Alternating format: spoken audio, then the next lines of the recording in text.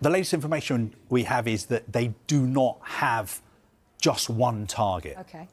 I know there's been lots of talk about the fact that their new sporting director, Andrea Berta, wants Viktor Gyokeres, prolific Sporting Lisbon striker. He's got an extremely impressive scoring record in the Portuguese league. And there have been lots of reports that Berta wants Gyokeres, and he's told Mikel Arteta, this is the striker we need to sign.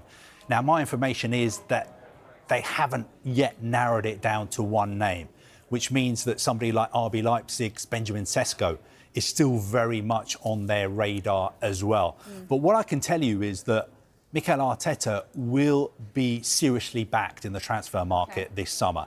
He will have at least £100 million to spend, plus any funds that are raised from selling players. It's important to stress that Arsenal, I think, are in a very healthy position financially. They've got no PSR issues. They realise, obviously, that finishing second is not good enough for their fans. They want to back Mikel Arteta so they can win a major trophy next season. That is why I'm convinced they'll be signing a striker this summer. They're very, very confident as well of signing Martin Zubimendi from Real Sociedad. He's a player who Bayern Munich have tried to sign, Liverpool have tried to sign. I am sure that he will become an Arsenal player. They will trigger his release clause, €60 million at the end of the season. So make no mistake, this is going to be a big, big summer for Arsenal and Mikel Arteta. He said it himself a couple of weeks ago that this will be a big summer for them in the transfer market. So I know there's lots of Arsenal fans out there putting pressure on the club to spend big this summer.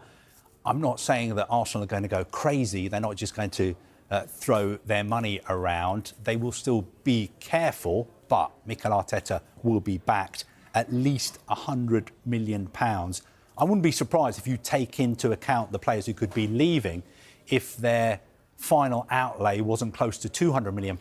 And you can't get much for £100 million these days. No, but really? You have to bear in mind you're not paying that all at once. No, I suppose. You know, I don't want to become an accountant and start talking about, you know, how players are paid for, yes, but it's done over the terms of their contract.